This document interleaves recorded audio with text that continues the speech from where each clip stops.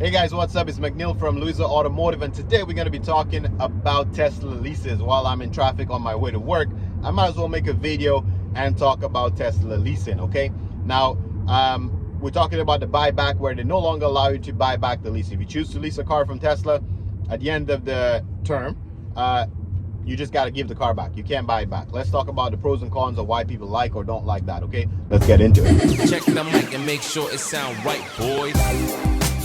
First of all, before we talk negative or positive about the situation, we need to understand a couple of things here.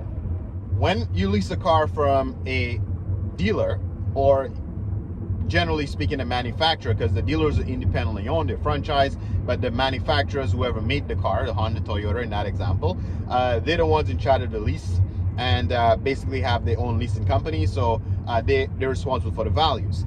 Now when you lease a car, the consumer, you who are leasing the car, absorb absolutely no risk. You have all the positive to your side, and the leasing company absorb all the risk and all the liability. What are you talking about, Neil? What lease and what risk you talking about? I'm just leasing the car. In terms of the value, so if you were to lease a, let's say, Honda, okay, I like talking about Hondas. If you lease a Honda, and after 4 or 5 years, whatever your lease term is, maybe 3 years, whatever lease lengths are right now, if you lease for 3 years and your lease buyout is $15,000, because you have the option to buy out your lease, okay? It's $15,000. And this once in a lifetime thing when this pandemic happened and car prices went up, and that doesn't always happen. But when that does happen, your buyout is $15,000. But the resale value in that car is apparently 20 grand right now, because people will only pay 20 grand for that car for some reason, okay? So most consumers, which even I have advised some of my customers who ask me and consult with me about that, don't give the lease back, just buy it out. Even if you don't want the car, buy it out. Buy it out and flip the car, sell it, you'll make more money, which a lot of them do. So if you want advice before you buy or sell a car, before you do something, hey, you hit me up at Lease Automotive. I'm more than happy to consult with you and give you advice on that. But whoever did consult with us, they save a ton of money by buying out the lease and not giving it back. So that means when the leasing company have an opportunity to make money on those leases, the consumer most likely is going to buy it out.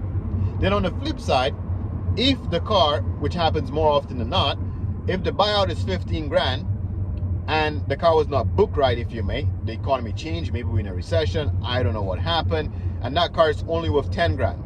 Nobody's gonna pay 15 grand for a car that's worth 10 grand. So which means everybody's gonna return the lease to the dealer. Now the dealer is not gonna buy the car, because it's not his car, he's not gonna buy it back from Honda Canada, he's gonna give it back to Honda Canada. He's gonna say, oh, that car is not worth that money. So which means Honda Canada, most of the leases that they're taking back are cars that are negative equity. If you follow that example, I hope you follow what I was saying here so far.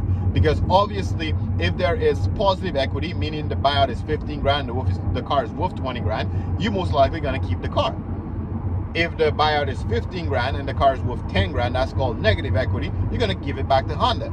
So a lot of the lease returns are negative equity.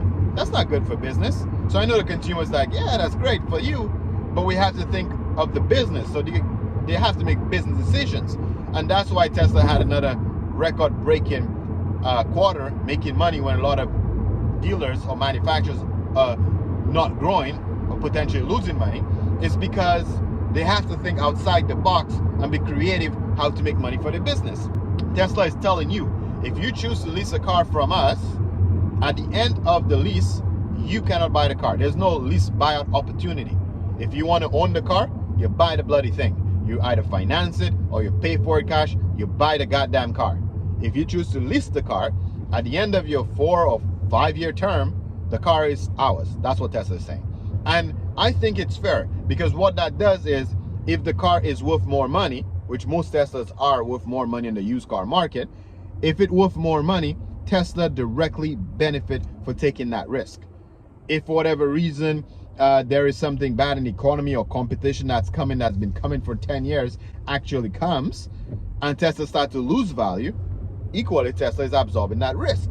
So if the cars go down in value, Tesla is absorbing that risk. If the car is going up in value, Tesla is absorbing the risk. So it kind of balances itself out. So we cannot have it one way, that if the car's like in the previous example, I don't have to beat a dead horse and go over that shit again. The bottom line is it makes more sense to me if a manufacturer choose to take everything back, whether it's negative equity and positive equity. Because on some make and models, if I get some negative equity on my CRVs and I get some positive equity on my Honda Civics, together they balance the books. But if you're just taking negative equity, it doesn't worth it for your business. So that's just a different perspective, a different way to look at it. Because I know some car advisors out there are telling people, you know, if you lease a Tesla car, it's like rented. No, when you rent a car, it's more money than fucking leasing. And you know, it is still a lease. It just means you don't have an opportunity to buy it out. It's simple as that. And I think it's fair. I understand why Tesla did it. And that's why Tesla will always be ahead of the OEM manufacturers, because they think outside the box. Way to go.